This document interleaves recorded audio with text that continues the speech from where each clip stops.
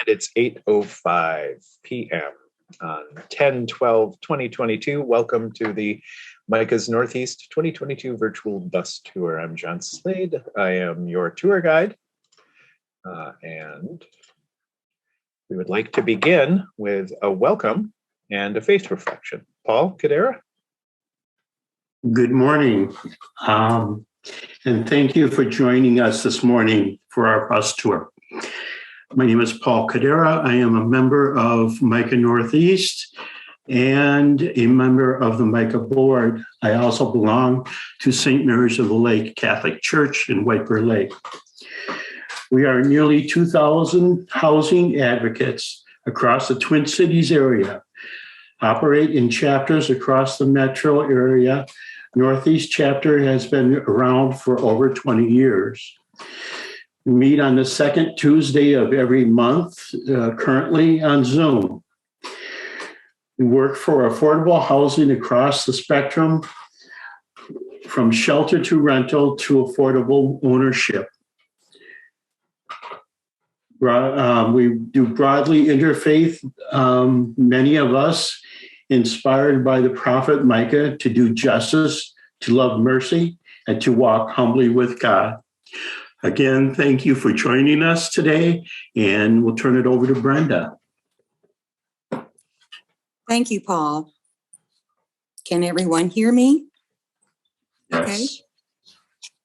I'd like to begin by reading a scripture from the first book of Samuel, chapter 2, verse 8. He raises up the poor from the dust. He lifts up the needy from the ash heap to make them sit with princes and inherit a seat of honor. For the pillars of the earth are the Lord's, and on them he has set the world.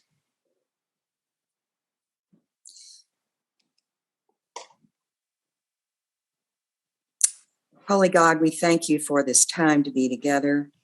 We thank you for the many hearts who are drawn to purposes that serve you. You as you are found in those who are needy, those who are hungry, those who are unhoused. We thank you for those who are willing to listen to the plight of those who are in desperate need of housing. We thank you for those in seats of power who are willing to use their power on behalf of those who are at greatest need. We thank you for those who are willing to join together to work on behalf of those who are, as you would say in your scriptures, less than the least of these. Bless our time together and our efforts today, that those sites that are visited on our virtual bus are able to convey the best of what they do, that we may all see their good and holy work. In your holy name we pray. Amen. Amen. Excellent. Thank you. Reverend Brenda Hoffman from Ascension Episcopal in Stillwater. Just to briefly remind folks, and this is our mission, and we've said it before, we envision a metropolitan area where everyone, without exception, has a safe, decent, accessible, and affordable home. So a little bit of the rules of the Zoom bus. Once again, this meeting is being recorded, so folks can view it later. We're going to ask folks to be muted if possible, unless you have something to say. If you're called on as a presenter, we can let you know. To ask a question, you can raise your hand in real time if you're on the camera. You can put something into the chat, or there is also in my computer, it's under the reactions menu, a little button that says raise hand, and that will also show. I'm just going to raise mine if everybody can see. It looks like that. If at any point the audio or video presentation seems choppy, I'll try turning off our camera feed. I don't believe, maybe people may surprise me. I don't think we have any videos that the presenters are showing. Sometimes it helps if everybody can be doing that. And no spitballs. I suppose you can do a side chat and pass them a note saying, do you like me, yes or no? But really that's between you and the person you're chatting with. So is everybody ready? Let's get on board. So here we are. Here's our bus. There's the big snowman, and we're zooming along to St. Andrews Resource Center, Community Resource Center with Carlos and Rachel Moreno. This is just a brief description of what they are all about. And now stop sharing and turn it over to you, Carlos. Are you ready? I am ready. I can't see myself. Oh, here we go. Hello, everyone. My name is Carlos Ganchoff. I am the director of the Community Resource Center over at St. Andrews. Today, we have kind of a special addition to the bus tour where we're not actually at St. Andrews. We are at our shelter, Hugo. And let me show you what that looks like. I wanted to start off, it looks a little blurry here. So technical difficulties always. But you would see a bike rack full of bikes. This is the area right outside of our emergency shelter. You'll see a lake there. And we run the Hugo shelter in collaboration with St. Genevieve's Church, which is right there. As we come in here, let me see. It might be the case, Carlos, that you could wipe the camera on the back of your phone. Let me try doing that. If not, I can switch camera here real quick. That's not... all right, here we go. You have the background on blur is your problem. Okay, let me see where I can fix that. It wasn't that way a second ago. Background on blur. Background effect. I don't see the picture. I just see the people. There it is. Does that look better? Yeah. Okay. So. Looks great. Oh, wait. Here's our garden that we have as we're walking up to the shelter. We have Rachel, Wave Vicky, Linda, who is our neighbor. And here we go. Hello, welcome. So this is the shelter at Hugo. We're one of two shelters that we have at the CRC. As some of you know, this is resources for family for any kind of rent. We have a food store, and then we also have the clothing shelf, and we have basic needs. And really, anybody can come in at any time between 8 and 2, and if they need any services, we kind of just mobilize and do whatever we can. We have amazing staff there. And then again, this is one of our shelters. So I'm going to start you on the tour. Excellent. So let's walk. Let's go right into the, come on in. Let's go downstairs. So now this is the inside of our shelter. We're going to go downstairs to show you activity room. You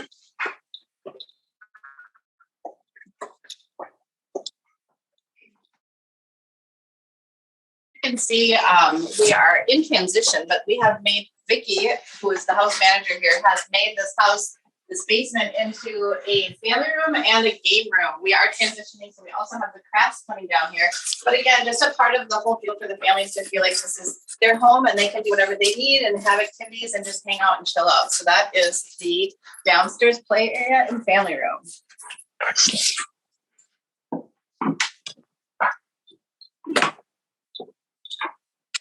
Excellent. Just making sure. And you can see this is Vicky's office. This is where everything happens here at the home front at the Hugo house. And if you follow back here, there's laundry facilities for everyone that's here. And we do have some families that are happy to be a part of this, and they are just having their breakfast. This is the dining area. This is where everybody meets for either crafts, as you can see, or multiple different snacks. Vicki and the house have made it, again, just to try to feel like home. We work really hard that everybody feels that this is their home and they have as much access to everything as everybody else. So you can also see our beautiful kitchen facility right there in the back. You'll hear my voice. These are aprons. Will you explain these aprons? Sure. All of our volunteers who come and prepare dinner for us get an apron that is personalized with their name, and it's something they get to wear and claim as their own when they come and work here for 3 hours. Thank you, Vicki. So we'll head this way. All right, I'm going to show you the rooms, and I'm also going to show you what the areas. Again, another transition. This was the craft room, and now we are going to be making this the family room. So again, there'll be a TV, just similar to this area right over here that we have right now. We actually have an amazing opportunity for families. There's sewing machines, and everybody can sew to their heart's desire. And Vicki, again, has made it so that they can take home these machines when they leave, so they have another skill set to bring with them out in the field. And here's the original family room that is in transition. All right. And we're going to show you one of the shelter family volunteer rooms. This just gives you an idea of what the actual rooms look like when you'd be doing an overnight, or this is very similar to what the families stay in their rooms. So typically the family rooms have at least a double bed, and usually 2 double beds and a bunk, or a kind of configuration of both things.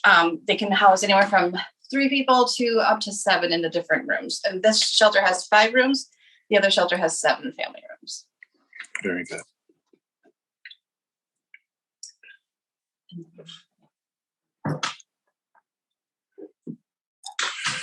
So you can see that our shelter may be a little bit different than what people imagine, which is a room maybe full of cots or what have you. We really call this a home more than a shelter. So let me bring you over to talk to one of our neighbors. And So again, this is Linda. This is our next door neighbor.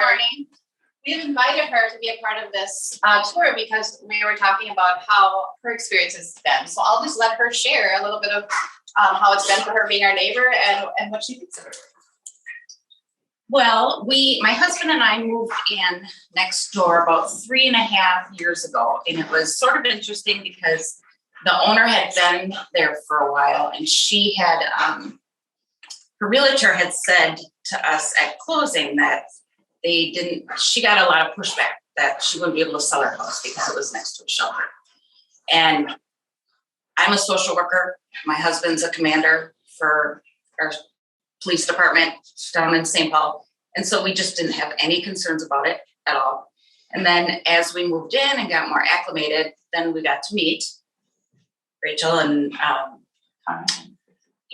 we got to meet all the staff, and we've helped with meals, and we love seeing the families outside. I was saying one of my favorite memories, probably for both my husband and I, are there was a dad outside. They put in a basketball hoop, and there was a dad outside with his teenage son playing. Like, I think every day they were playing, and it was so awesome to watch because there's just, you can see the connection, and we haven't had any concerns at all. And they've been great. The staff, we try and wave to the families and, just be friendly so they don't, because it's a hard time for them. So we don't want them to feel uncomfortable or that they're, imposing on kind of our territory, because we just think of it as a neighborhood and a community. Wonderful. Thank you so much. Welcome. Thank you. So that is our shelter. And again, as you can see, the biggest thing for us is to try to make our families feel welcome, that this is their home. And in everything that Vicki does and our neighbors do, and even the staff at the facility, we just really try to make this a welcoming home to give them a little piece of hope in their journey. Thank you. So that is our shelter. I'm not sure if we do a Q&A now or it's just been a privilege to show us or to show you who we are and what we do and the experiences that people have here at Hugo. Great. Well, I'm taking you off the spotlight. And if folks do have questions, as I said, you can raise your hand and go off mute. You can type a question in the chat, or you can raise your hand in the chat and I'll call on you.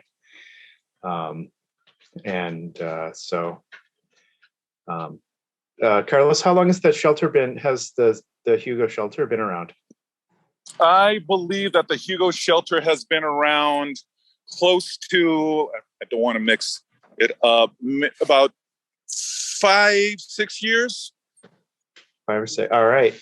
I see that I think it's Zoom has a question. Sure. Carlos, could you just show the outside of the building and just kind of the neighborhood that's in? And if you could just talk a couple moments about also the great habitat housing that we have in Hugo and the welcoming community. All right, so this is the outside of our shelter. What I was trying to show earlier before I had that background blur. Habitat, so we originated here. This was the rectory for the St. Genevieve's Church. And we wanted to put a shelter here, St. Andrews being the we, formed that collaboration and made it so. But it needed a little bit of work. So Habitat came in and just helped us with all the upgrades and making sure that families were safe and the capacity was increased with just their expertise. So Habitat did an amazing job helping us here. I'm showing you this lake because it's fantastic. Our guests, when they just need a moment, will come out and sit and enjoy the whole area here. It's just a beautiful, serene, it has an incredible energy to this place. So it's amazing. It's amazing. I don't know. What was the other, Sue, that you wanted me to touch on? Habitat and how involved we are with them. Incredible organization. So in Hugo, where this shelter is located, which is the northern part of the county, they also have had development with Habitat. As if you want to talk a little bit about that real briefly. Well, the Habitat development was right down the road. Habitat built numerous homes for people, of course, that need them and are in that qualify for those Habitat homes. The actual people that would be living there help with the building of it. It's an incredible organization. I'm blessed to be a part of it, and we really work hand in hand. They help us out here at the Hugo shelter at St. Andrews. We will help them with the builds. It's a wonderful relationship we have with them, but it's just right down the road. Made an incredible impact here at Hugo. Neighborhoods that are built with honor and respect and with dignity. I guess that's the main thing. People who are there are proud of the homes that Habitat is building for them and how dignified they are. I've been at many of the builds, and it's an incredible experience. And if you have that opportunity to experience a Habitat home and building and feel how blessed you are to be there, I would highly recommend it. Well, and Carlos, the welcoming of the community to the diversity of folks has been incredible. The school district and all the folks within Hugo and the city council and the mayor, it's been a very positive experience. Thanks. Well, thank you. And again, thank you for letting us show you our beautiful Hugo home. Absolutely. And I actually am quite pleased that there was only a little bit of video breakup as we were being able to tour the house here.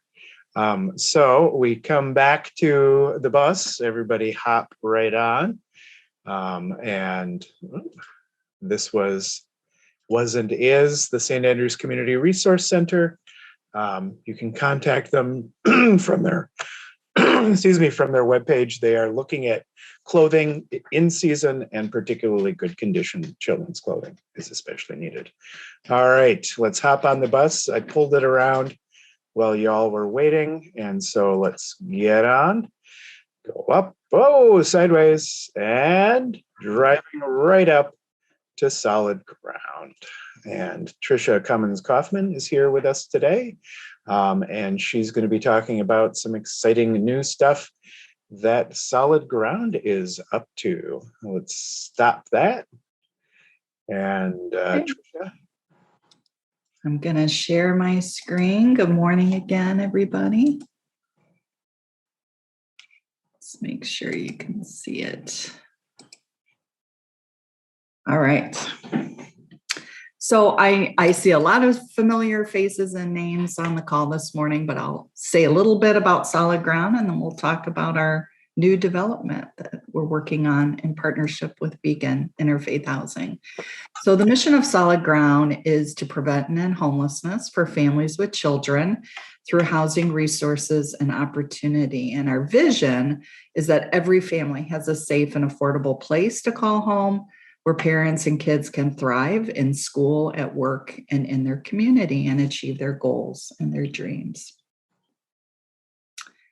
We use a team approach in all of our programs where we partner families with a housing navigator. That's the person that works with them when they're in shelter or what other situations that they find themselves in, works to place them in housing, and then hands it off to the family advocate who essentially coordinates their care while they're with us.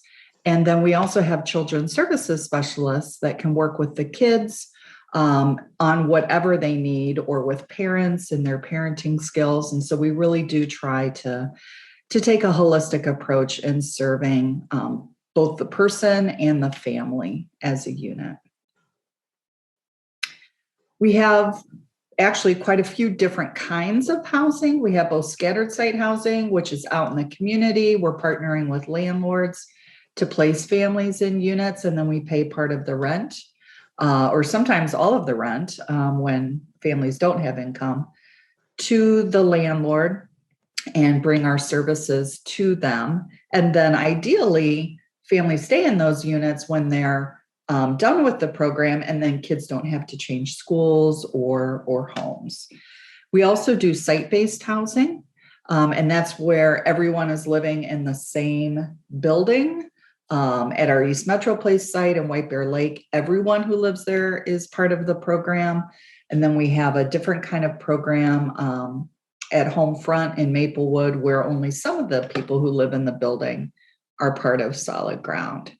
But I'm here this morning to talk about our new partnership with Beacon Interfaith Housing Collaborative. We are working together to develop Gladstone Crossing. It's going to be a new building providing about 40 units of supportive housing for youth who have experienced homelessness and their children. So it'll be youth aged 18 to 24, and then their kids. So, probably all very young children in that development. Beacon is working on acquiring the financing for that right now. It takes several years, as most of you know, to develop new affordable housing. So we hope to open the building in early 2025. This is the site of the land that they've acquired. It's at 1375 Frost Avenue in Maplewood. My understanding is this is a building and a property that's been vacant for quite some time. So it is ripe for development. Beacon does have site control, or at least I believe a right to purchase the property while they are raising the money that they need. They're reaching out to, Ramsey County, Minnesota Housing, the Met Council, Federal Home Loan Bank of Des Moines. It takes a patchwork of braiding, as you know, to do these developments. It will be housing for very, very low income families. That's where Beacon really shines. They focus on housing for families with incomes below 30% of area median income. And frankly, there aren't a lot of developers who serve that population specifically. Oftentimes we refer to affordable housing, and that's at 80% of AMI or below. But again, Beacon really focuses on the extremely low income households at 30%. It's about a $14 million development. But if you're not familiar with Beacon Interfaith Collaborative, here's some information about them. You know, their mission is that all people have a home. Their vision is that as a collaborative, congregations united in action, they create homes and advance equitable housing. And their core values include collaboration, risk-taking, race equity, and inclusive decision-making. And so Solid Ground's mission, vision, values, and Beacon's align very closely. We're very excited about this project. It's a big lift. Even once the building is developed, then it's on solid ground, of course, to raise the service dollars that are needed to support the families year after year. What we plan on, again, using that team model is the housing navigator, advocate, children's services specialist model. And then we'll also have a front desk. So, each time someone comes in the building, they're greeted by Solid Ground, by a staff person, a volunteer, or a contracted person at the front desk. There'll be lovely outside space. There'll be a playground and, barbecue and just a place for people to gather. There'll also be inside, a community room, a room for the children where we can offer childcare or other kinds of children's activities. I wish I had a drawing of that. I don't. Pope Architects are the architects on the project, and they are still working on that design. But I am happy to share it when it's available. And then if you would like to reach out to, ways to get involved. Yes. If you live in Maplewood or work in Maplewood, please contact your council person and the mayor. Let them know that you support Gladstone. We encourage you to get involved with Beacon. They have a very strong congregational model. That's how they get these housing developments done. They rally the troops, and they've been very successful in using this approach. And then another piece to what Beacon is doing is really advocating for housing vouchers, state-funded housing vouchers, so that all families who need affordable housing can access it. Right now, only 1 out of 4 people who need a housing voucher, a Section 8 voucher, gets it. So if we, that's 25% of people who need that help get it, right? That is why we have the growing problem that we do with homelessness, rising housing costs, falling wages in terms of real wages, creates an even greater problem. And then when you put, other experiences like domestic violence, trauma, mental illness, chemical dependency, then it's very, very hard for families to access and maintain affordable housing. But vouchers really help. And if you want to get in touch with us at Solid Ground, here's our contact information. We'd love to work with you. Questions? So everybody can take a screenshot of that. I do see some questions that I missed about Carlos and Hugo. We will take those after we get done. We'll just quick shift the bus back. Questions for Tricia and on this project and then Solid Ground. You can come off mute or type them in chat, and I'll try and get them to them this time. I have one actually. You said that this is 30% AMI housing. And Maplewood, does that put it in Ramsey County? And is this going to be a place where the new Ramsey County 30% AMI funding might come into play? Yes, it might. I don't know the details on that, but it is absolutely based in Ramsey County. Right. And we've been tossing around AMI, stands for Area Median Income, which is the federal way that we measure who's poor and who's extremely poor and who's very low income, et cetera, et cetera, et cetera. And Ramsey County has got a new funding source for specific for that housing, and the city and the county, city of St. Paul and the county together have put a lot of money into that. I see 3 hands. Sue Watlov Phillips. John, this is Commissioner Reinhardt. Oh, and Commissioner Reinhardt's going to speak on it. Yes, and I'm sure that others will be able to add as well. But this is one that we are very, very interested in and trying to figure out how to cobble things together. So yes, we do have funding now that we have an HRA levy for the first time, and our ARPA funds, bringing those into play. So we're really trying to do projects like this and more. And so we've been working with Beacon quite a bit. Carrie Collins and the group with the Economic Growth and Development Initiative within Ramsey County is very supportive. Excellent. That they, as you know, it's not just one funding source, and that's been the biggest issue are the rules at the state and federal level, but mostly at the state. Right. Sue Watlov Phillips. First, I want to thank you for all the incredible work that you've done throughout the years for Solid Ground. I was wondering if you could just share for a few moments about the number of people that you typically serve in a year, and people moving on into permanent housing. Maybe just do a quick overview of just all the different types of services that you're currently providing, since we have a few minutes right now. Sure, I'd be happy to. So Solid Ground serves about 600 children, women, and men each year.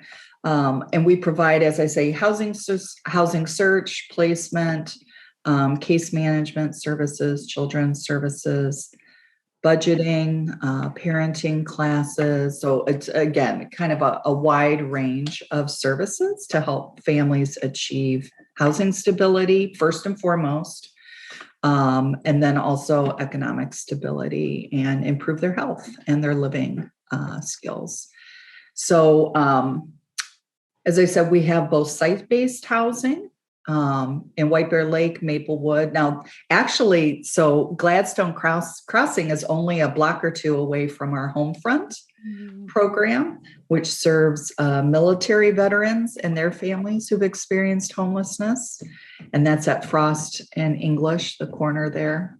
So it will be a great opportunity, I think, for us to be able to do another program just a short ways away. And then we do our scattered site housing, which has been the fastest growing part of our services. And that's where we work with landlords in the community to place families in housing. And it's time limited for the most part. So families, we really focus on helping them increase their income so they can pay rent on their own. And then we just kind of step out of the picture and they continue to reside in that house. I will say it's become more challenging in the past few years as the housing market has gotten tighter and tighter to find landlords who will accept our rent assistance and the families that we serve, which typically have poor rent and credit histories, criminal histories. It's a challenge to find units for folks particularly in Washington County, which is a very, very high rent community. Yeah. All right, Sue Arcand. Tricia, I guess I've never really known how people get hooked up with you. Is it through like a social worker at Ramsey County, or how do they actually get referred to you for you to help them? So we are part of a system called coordinated entry, and this is true for pretty much any supportive housing provider in the community, in the state. And it's primarily county-based, but coordinated entry will assess a family or a person's needs and then direct them to an organization like Solid Ground that provides the housing and services they need. So it's meant to be a centralized way of directing people to the right service at the right time. The problem, of course, is that there isn't enough capacity, right? So we have a lot of people kind of languishing on wait lists, in shelter, on the street, or doubled up, waiting for an opening to open up among the providers that they've been referred to. So it's an imperfect system for sure. But we don't have a waiting list ourselves because we work through coordinated entry. Okay, thank you. Brenda Hoffman. You're muted, Brenda. So 2 questions. Does coordinated care have a waiting list? I would assume they do, to be able to place them with you and other housing sources. And my other question is, will Gladstone Crossing be exclusively available to people in Ramsey County? In other words, can people from, say, Washington County have ability to be housed there?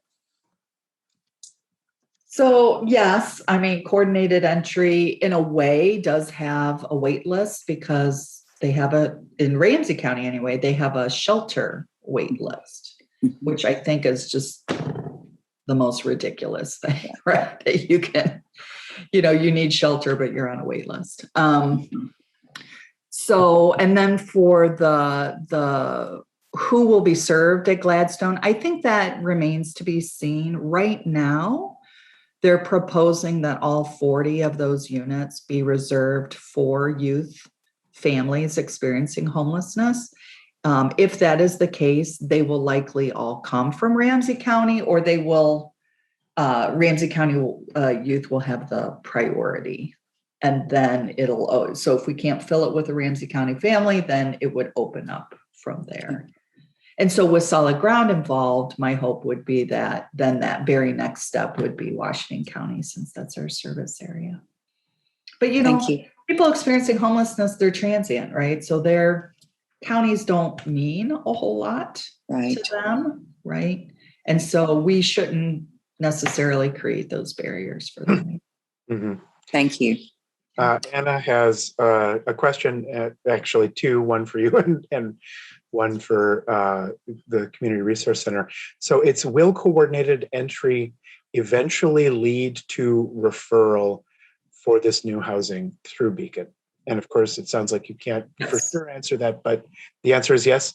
Yes. Okay. I think the question is whether all 40 units have to come through coordinated entry. At least half of them will, for sure. Because we're setting aside what's called high priority homeless units for at least 20 of those units. So those definitely have to come through coordinated entry. And the good thing about that is that the people most in need will be served, right? So people with histories of chronic homelessness, disabilities, other kinds of significant barriers are going to be at the top of that priority list. And that's important. All right. Good. We did have a couple of questions, as I said, for Carlos through Hugo. So I'm going to take the spotlight. I hate to take the spotlight off of Tricia.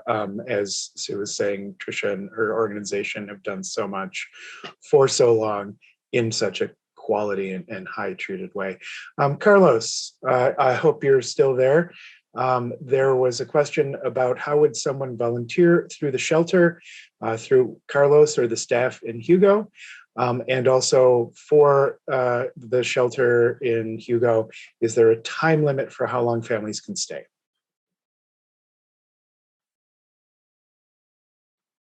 Do we still have anybody from Hugo or from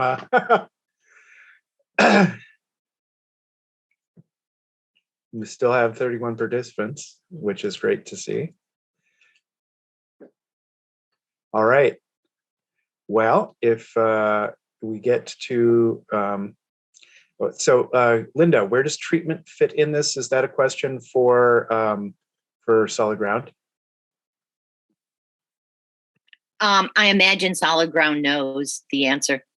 Yeah. And is that chemical dependency treatment?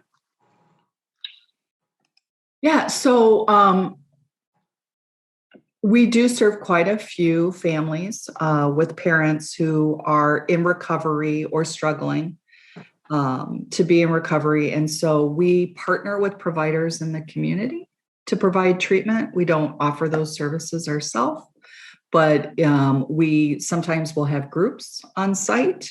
We typically do encourage people to go off-site for groups like that, because that way your neighbors don't necessarily know information about you that you would rather that they not know, right? So it's a mix. Some people are comfortable doing it on site. Some people would rather be off-site.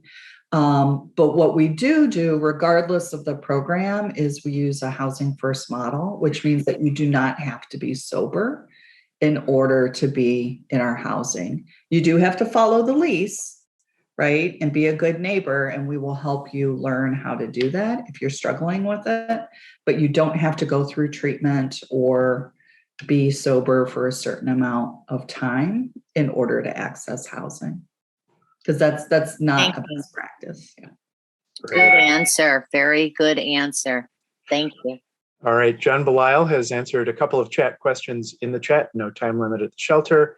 Contact the Community Resource Center at St. Andrews to volunteer. And I'd also like to welcome State Representative Peter Fisher, who has been able to get on the call. Peter is well familiar with Solid Ground, and as there's lots of good reasons to be.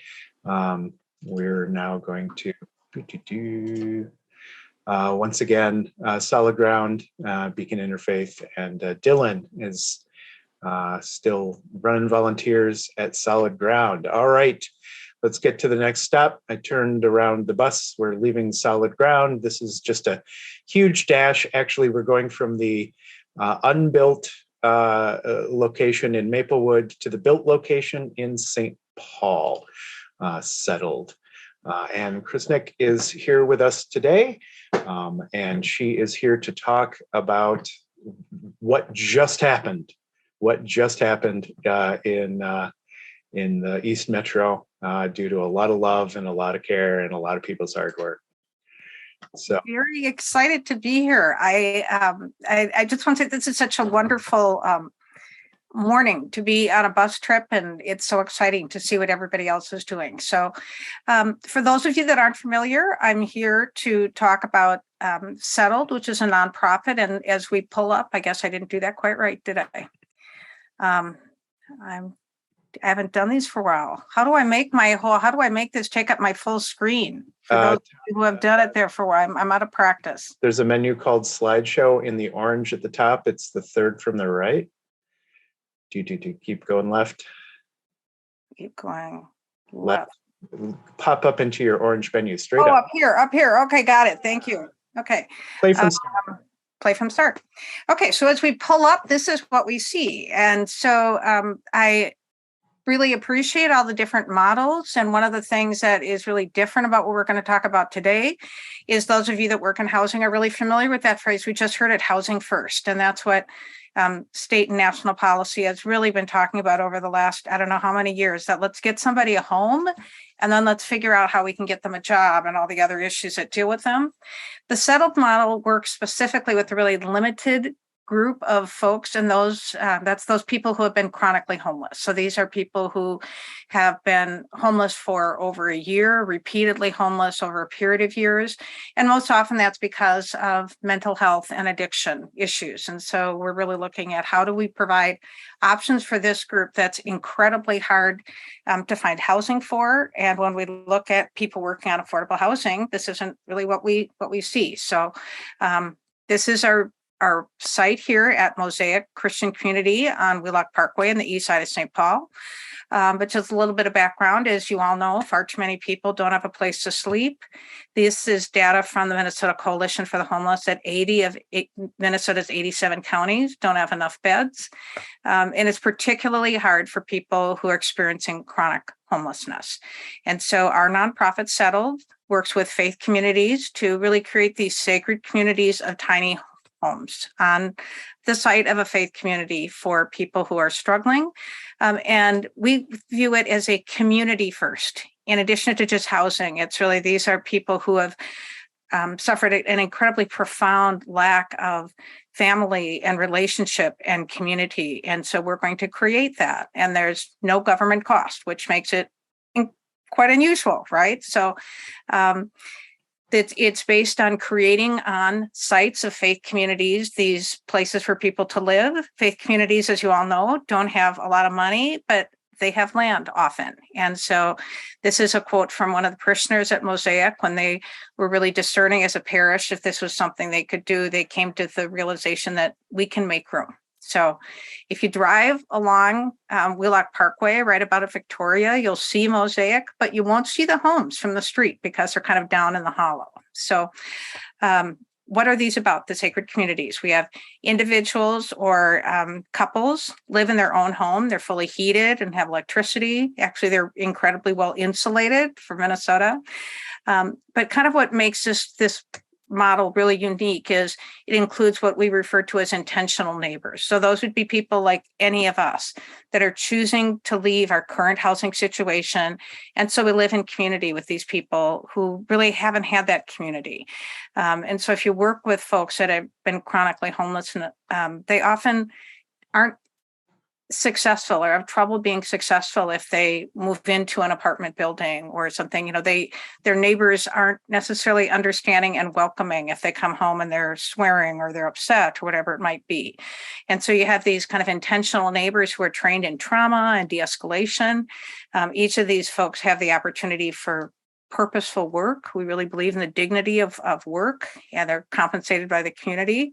So let's look at some homes. So there are currently 6 homes on site at Mosaic. As I said, it's pretty small. They're a poor community, but as Meredith said, we can make room.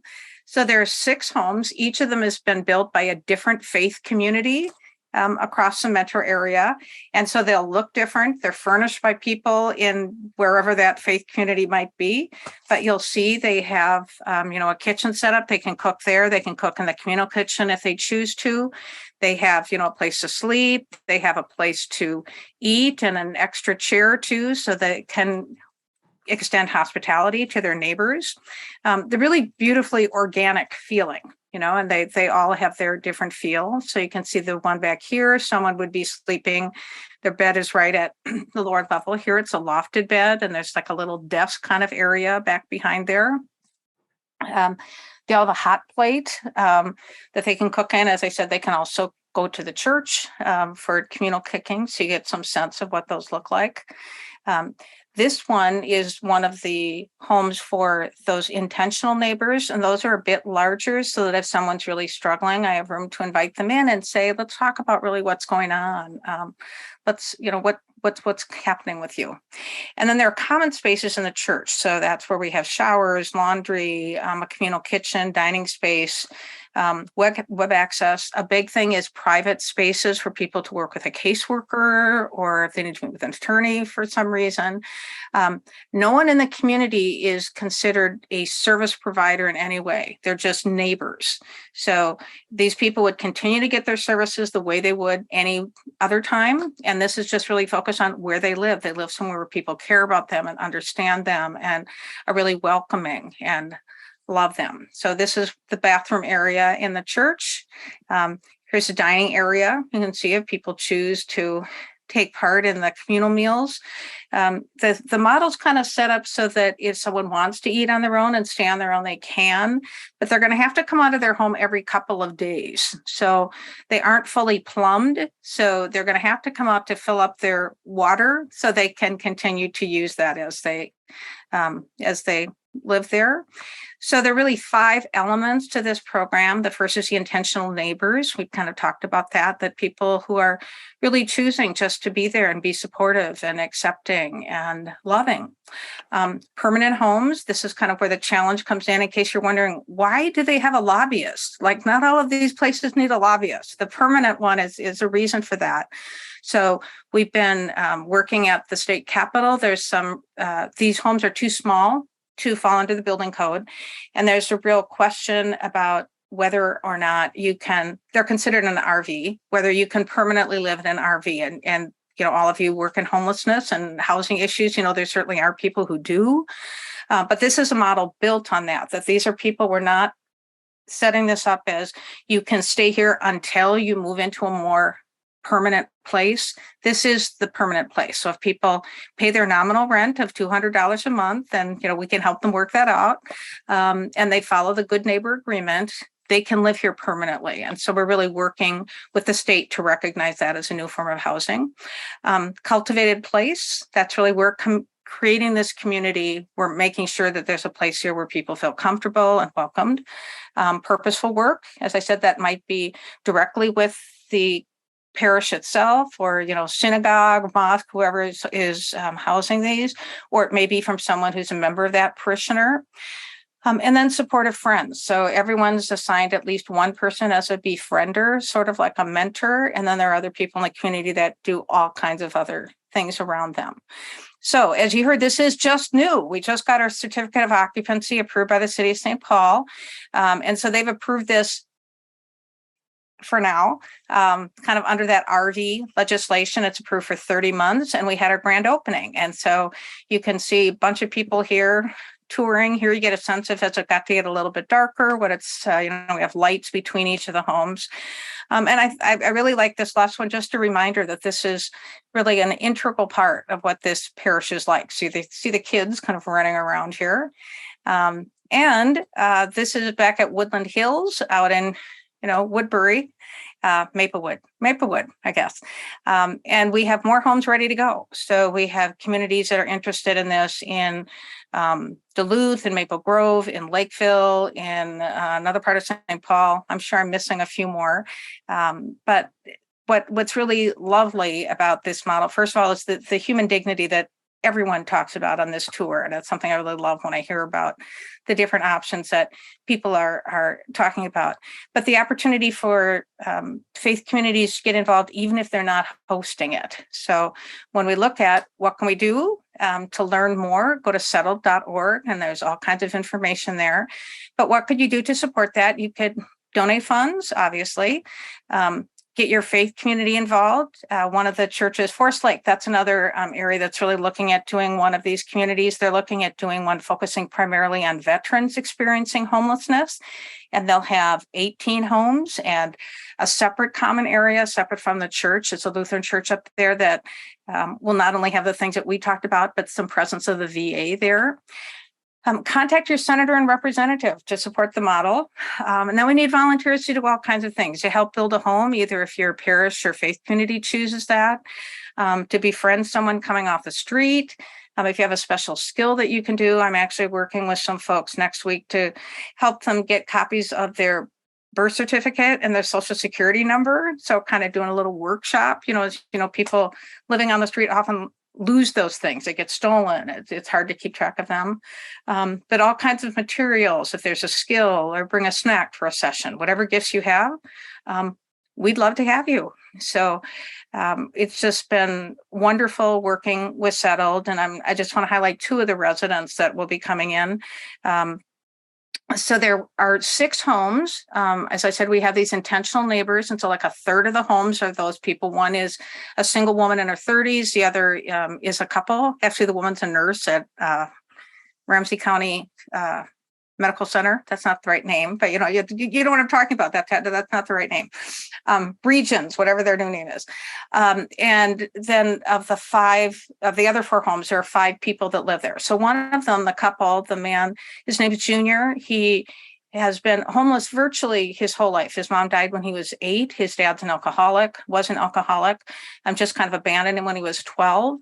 And so he's never really had stability, homelessness. Another one, residence, is someone who is in the foster care system, has been homeless since he aged out of that. And so these are people that really are different in terms of need and challenges from some of the other people that we see in the housing spectrum. And we're really pleased to have a model that we can work on to help address them. So I'm going to stop sharing, and if people have questions, I'm happy to answer them. But the model's been supported by MICAH, by the Minnesota Coalition for the Homeless, by the Joint Religious Legislative Coalition, the Minnesota Family Council, a number of groups. So we need a lot of options to solve this problem, right? Excellent. Well, we've been following Settle for quite a while, and it's so good to see those pictures of things actually happening. We're just at 9. We've got a few minutes built into the schedule, and Sue Watlov Phillips has her hand up. Sue? And great presentation. Thank you so much. Thank you. The youth that has aged out of foster care is eligible for Section 8 voucher right now. So I will send you some information on that. And that's a newer program that we've gotten going on the federal level. So it's anybody aging out of foster care is eligible for that. So I'll send you that information.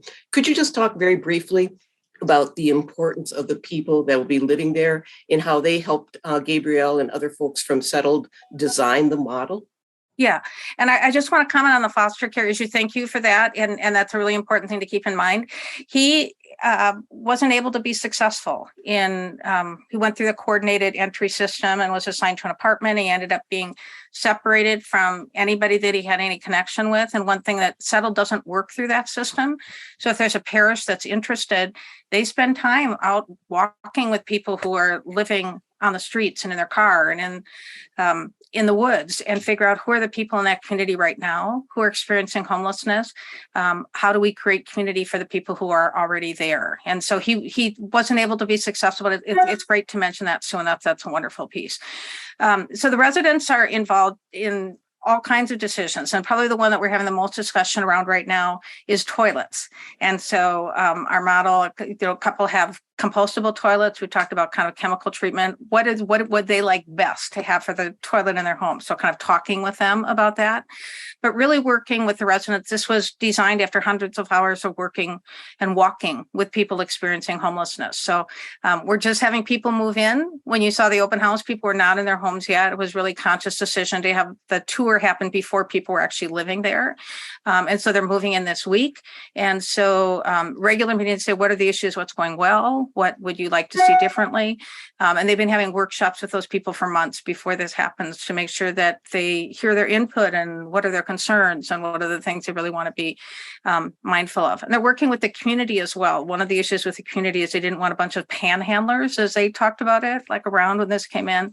And so one of the good neighbor rules is you can't do any soliciting within 3 miles of the settlement. So they're working, just as an example, so working closely with that as a really important constituency as well. And thanks to MICAH for your support. Oh, absolutely. We are now at about 9:02. Let's see, any final questions? I see Linda Brandt thanking you in the chat, and nobody else has got their hand up. So I'm going to quickly jump us back onto the bus. Thank you, Settled. And this is settled.org. It's nice and easy. You can just go there and figure it out. Always lots of ways to plug in.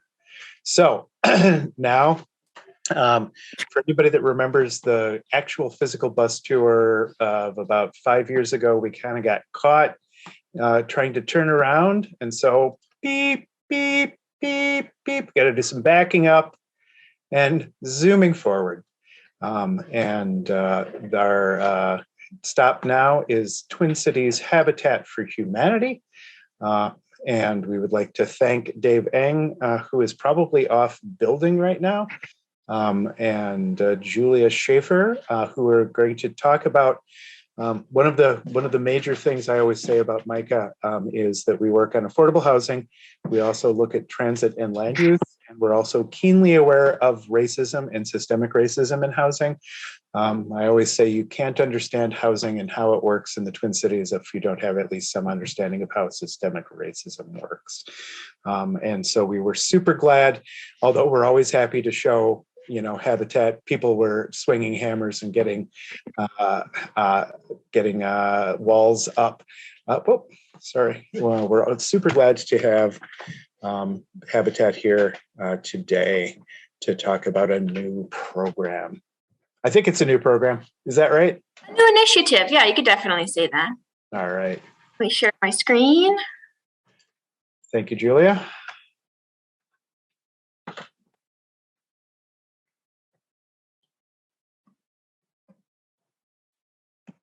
Okay.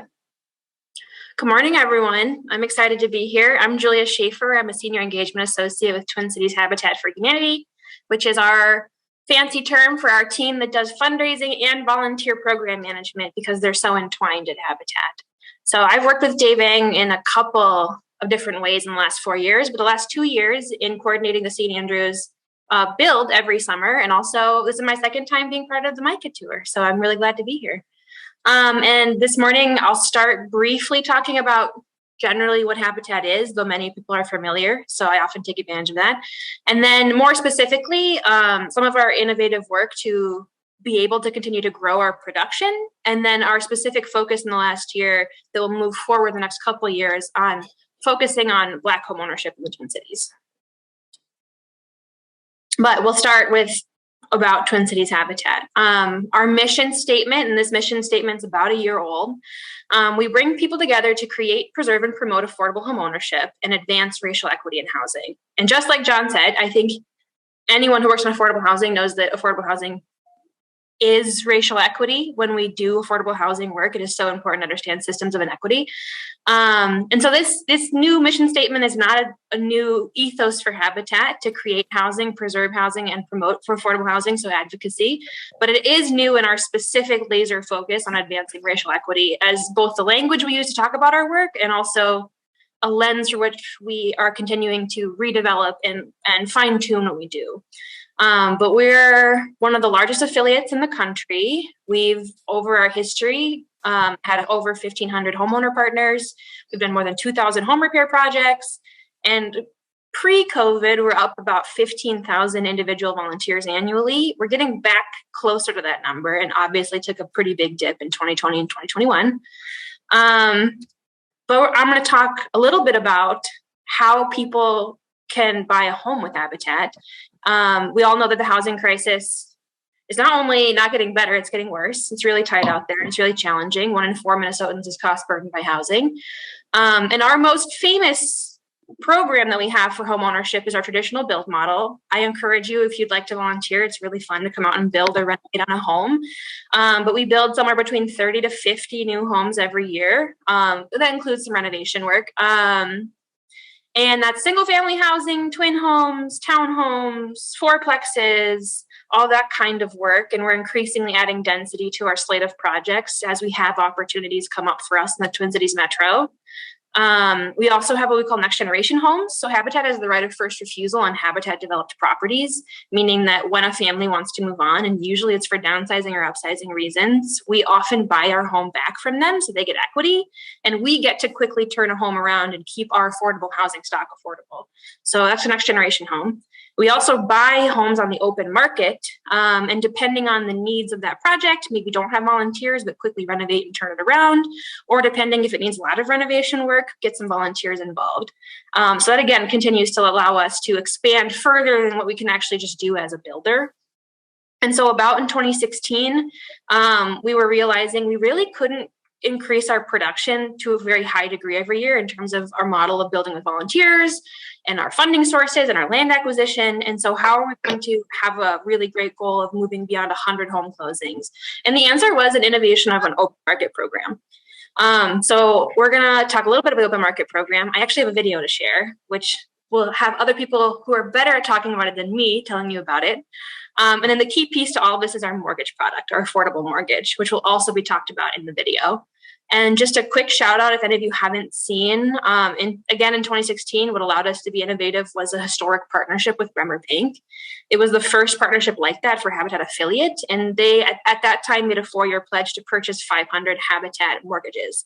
So we just renewed our partnership. They're going to continue to support our mortgages and allow us to continue to grow our work to partner with more and more families. But let's see if I can get this to play.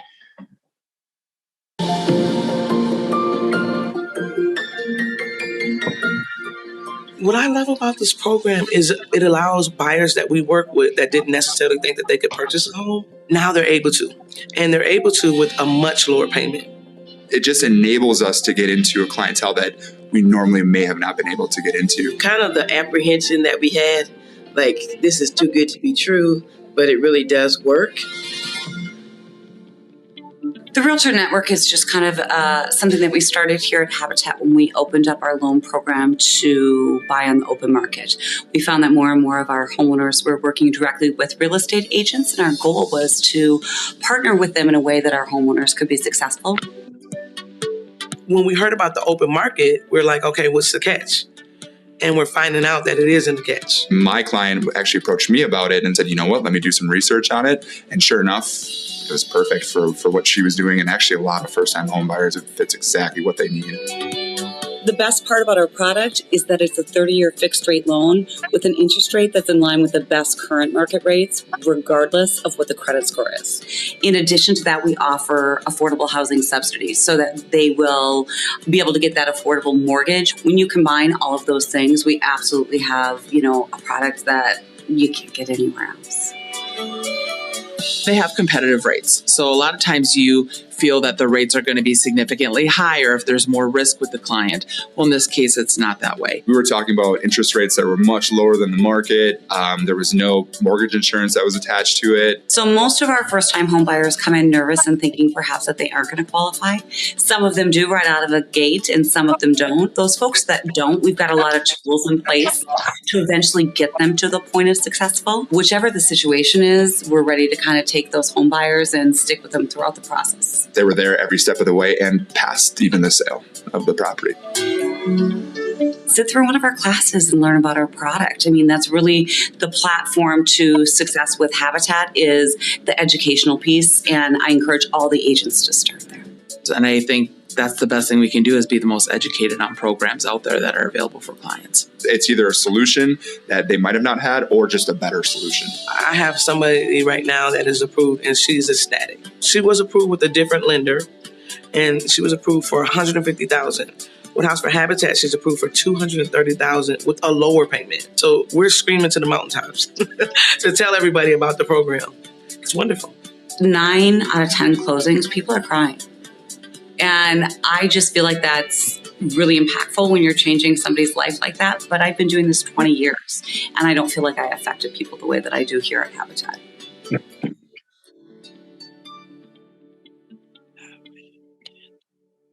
So that's something I don't think many people know that we have. We have people who know that we build and renovate homes. And being able to have our open market program, which allows for us to offer our mortgage product, which is that affordability piece to more and more people, is what's letting us have our goal of closing on at least 100 mortgages every year. And so with the exception of COVID, we were really getting into that groove and will continue to grow partially because of this program. And so one thing that I always tell people that is an important takeaway from Habitat is if you know people in your life who are trying to buy a home and are finding themselves, like most people, priced out of the marketplace, the open market program at Habitat is really great. And we have a great website about it.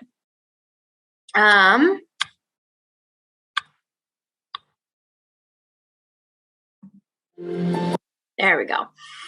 So in that context of the affordable housing crisis, which we know is nationwide, but also challenging in Minnesota, I like to lead with people that Minnesota is a great place to live. We have great rates of homeownership. We have great education outcomes. We have good healthcare outcomes.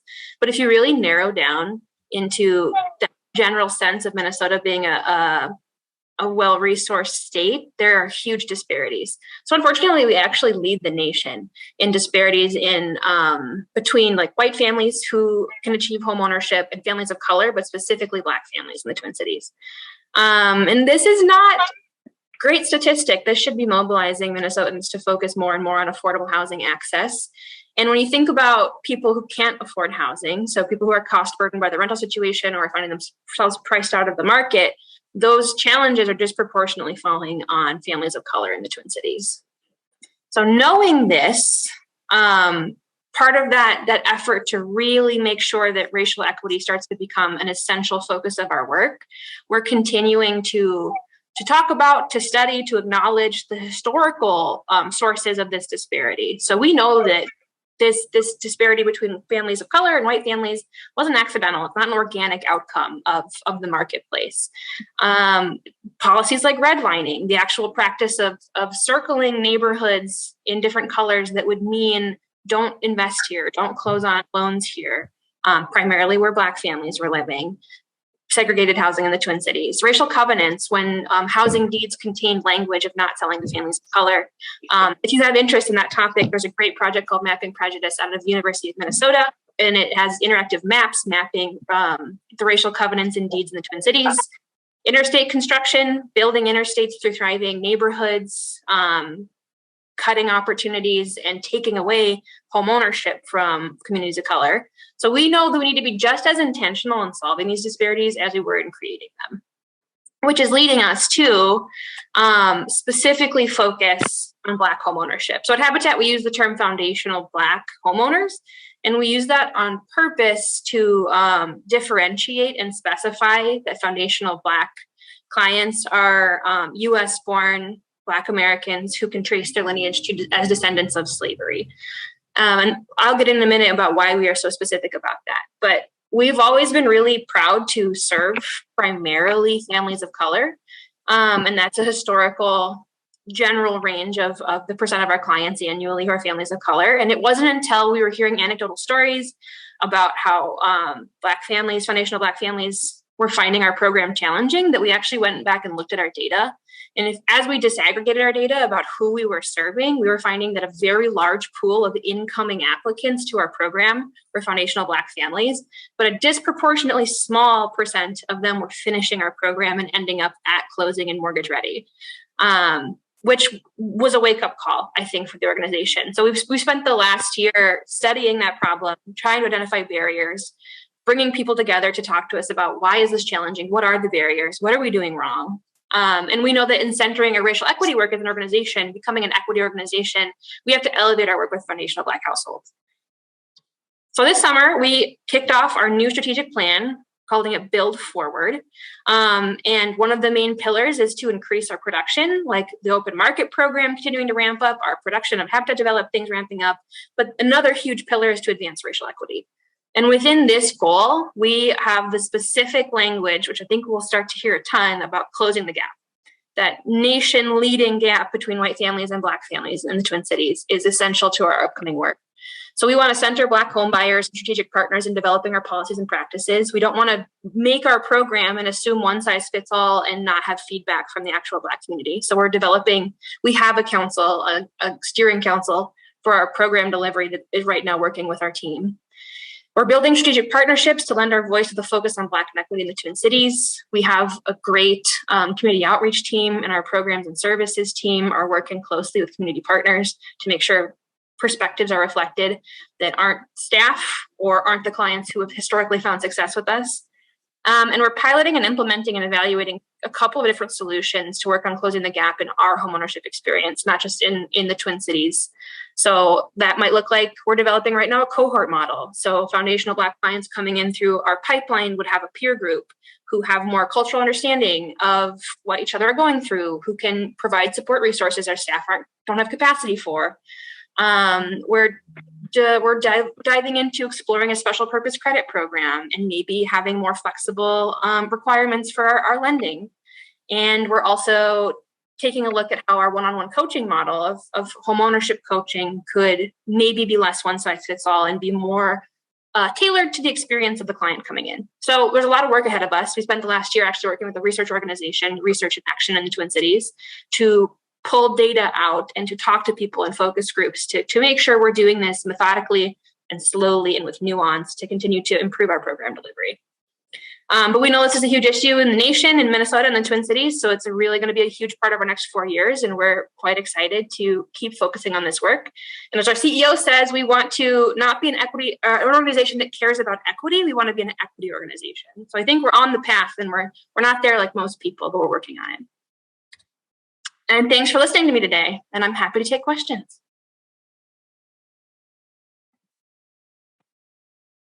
I suppose I have the unmute button as well. We have time for perhaps one quick question, and then we got to get on the bus and head to the Capitol. I think that this is great that you're doing it. As I said, we're very aware racism and racial equity is really huge in housing. So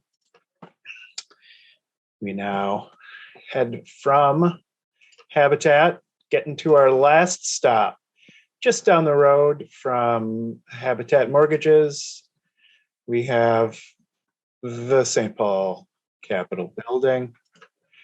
And with updates on federal and state legislation, our Executive Director, Board Member of the National Coalition for the Homeless, Sue Watlov Phillips. Sue. Thanks, John. If you stop sharing, then I will share also. And unfortunately, my slide presentation went away when my internet closed out. So we'll try to get this going. Everybody can see the screen? Yep. Great. Okay. Well, thank you all so much for your great presentations, and thank you all for being here with us today.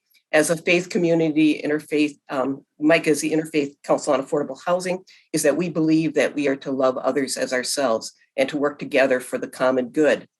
So that means that all these programs and people that are experiencing homelessness need resources to be able to have a safe, decent, accessible place to call home, whether it's home ownership or rental, that's affordable for them at their income. And so we work on both the federal, state policies as well as at the local level too. And it takes a lot of money to make all of this work. In fact, we're about several $1 trillion behind where we need to be as far as having enough affordable housing in the country. So elections matter. So I encourage you all to register to vote, to get other people to register to vote. MICAH is nonpartisan, but encourage you to look at what people are supporting, because that's really important if we're going to end homelessness in our lifetimes.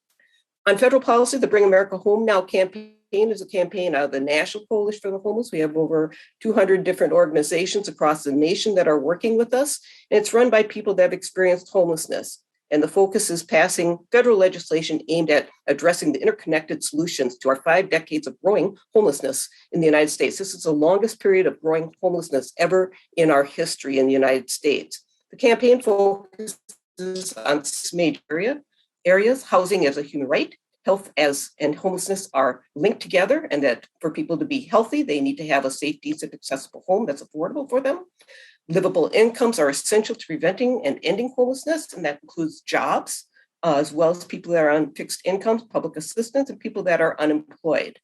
We also need to have education and training opportunities so that people can get good paying jobs. And so one of the things in the American Rescue Plan dollar is $40 billion to help people into the employment field. Part of those dollars can be used for apprenticeship jobs to help people experiencing homelessness, people with disabilities, and people that have had interaction with the correctional facilities, criminal justice system, to be able to get into our infrastructure jobs and into our healthcare jobs. So we're really working with the Department of Labor and with DEED here in Minnesota to really make that happen and to operationalize getting our folks into those types of jobs, because those will create livable incomes where people will have oftentimes union paid jobs that will pay between $20 and $100 an hour.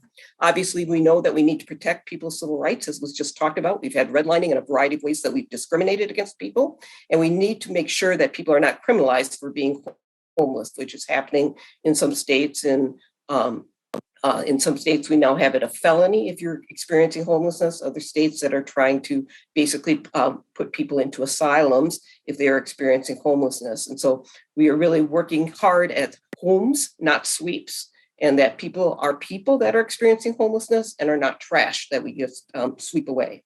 And then, as was just talked about, we need to have equity. We need to have racial equity and equity in all of our different systems. So today we have a National Call-In Day. And in the chat, you have a link to how you can sign up for our different newsletters and our constant contact. Encourage you to do that, as well as links to the Bring America Home Now policy, and encourage you to check out those links. On federal policy, our immediate request is to have the highest level of funding for fiscal year 23 funding on the federal level. So the fiscal year started October 1st. So we are currently under what's called a continuing resolution, so that we did not have a government shutdown at the end of September. And so basically we're working off the same level of funding as we had for last year. So in the president's budget for fiscal year 23, he has 200 new housing choice vouchers, Section 8. In the House, there's 140,000, and in the Senate, there's 5,000. So we're asking you to call your U.S. senators and representative and ask for the highest level of funding for fiscal year 23. And then we have some threats, as I was mentioning. We have a number of anti-homeless rhetoric that's happening on some of our national news programs, as well as in some state and local legislation. We are working very hard against some of that work that the Cicero Institute is doing to really create these very harsh, punitive types of legislation that basically is making it illegal to be homeless. Long-term solutions, we want to make sure that we are creating more affordable housing and ensuring that people have housing choice vouchers, the Family Stability and Opportunity Voucher Act, as well as the Ending Homeless Act would both create a significant number of increase in vouchers so that people would have affordable housing. You also have the American and Economic Mobility Act that would increase our National Housing Trust Fund and expand fair housing protections, as well as the Eviction Crisis Act. This would basically be very similar to what we've been having the emergency assistance program, both the American Rescue Plan dollars, as well as through the CARES Act that we've used over the last couple of years. So we are hoping to utilize, get these programs funded, be able to move forward. And my internet is a little unstable, even though I'm on new internet to try to stay stable here. Then we also have expansions on the Fair Housing Improvement Act, and this is to expand the Fair Housing Act of 1968 to prohibit discrimination against military status, veteran status, and source of income. Oftentimes when people have housing choice vouchers, Section 8, they have landlords that say, nope, we won't take that. One of the new dollars that are going to be available at the state level on January 1st of 2023 is the Local Homeless Prevention Aid Act. And this was passed by Representative Aisha Gomez, and MICAH helped her staff in working on this. Ramsey County will have 2.47 million per year, and Washington County will have $612,000 per year over the next 5 years of local aid that will come to help in basically preventing family homelessness and youth homelessness. And so there's a number of different ways that the community can utilize these dollars. We're encouraging the counties to front the dollars so they can start right away January 1st in providing these resources in the community, and then they'll get reimbursed by the state during July and then again in December. But we think that utilizing American Rescue Plan dollars is a way to get this going to help provide rental assistance for our families with children, as well as our 24 and under to be able to have stable housing as they are continuing to move ahead with their educational opportunities and want to move in life. As many of you know, we left. We lost you a little bit there, Sue. And elections make a difference. And so we need to make sure that we have folks that are going to use our resources to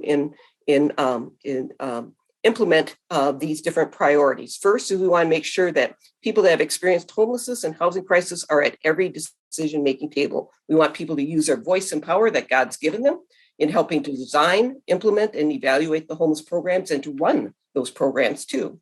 Secondly, we want to continue to work to address the families that are being impacted by lead paint poisoning with the Lead Safe Home bills, and want to thank again Representative Peter Fisher for his leadership in authoring that in the House. We have over 700 children that are poisoned by lead, primarily lead paint, each year. Want to make sure that we have racial equity and protect the civil rights of all folks in all the different programs and systems that we create. So we want to preserve and create safe, decent, accessible, and affordable housing for people with incomes under 30% of median income. And we also support the Beacon proposal of Bring It Home, which is $1 billion per year in rental assistance. This will significantly reduce the number of people that are experiencing homelessness in our state by providing those resources. We want to make sure that people have livable incomes who are employed, unemployed, or on public assistance. And then we want to ensure that we are a welcoming community and creating housing opportunities that provide second chances and mercy for folks that have struggled with addiction, mental and physical health issues, criminal and or rental issues. So MICAH will continue to actively work with Homes for All in our process in developing and implementing our 2023 priority sessions, and we'll be having a policy breakfast in February and encourage you to join us for that. So as Pope Francis said, we can find no social or moral justification, no justification whatsoever for the lack of housing. And as people of faith, that we strongly believe that we are to love and treat others the way that we want to be treated, which means we want to listen to each other, we want to respect each other, we want to hear what people want and what they need, and then really work with them in designing the responses that will meet their need, as each of the programs that you've heard here are doing. And we want to continue to do that. For that to happen, we must demand that all of our systems and organizations do what is needed to guarantee everyone, without exception, has a safe, decent, accessible, and affordable home. Thank you all for your incredible work, for your incredible advocacy.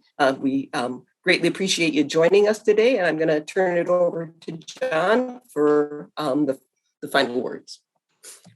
And the final words are, as I look at the folks who have stuck with us, a good 24 folks the whole time, everybody who came in and out.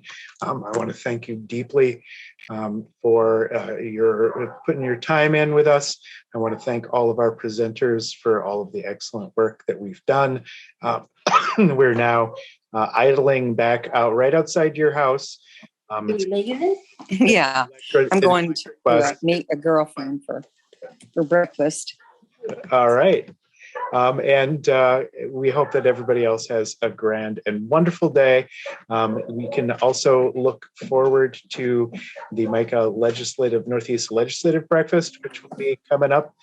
Probably also going to be a Zoom meeting as well. And as the Pope said, there's no reason whatsoever why there should be any continued housing homelessness issues. All right. Thank you so much. And good job, John. Nice job. Thank you. Good job. That was great. Thank you. Thank you. Victoria, thanks, Peter. Thank you.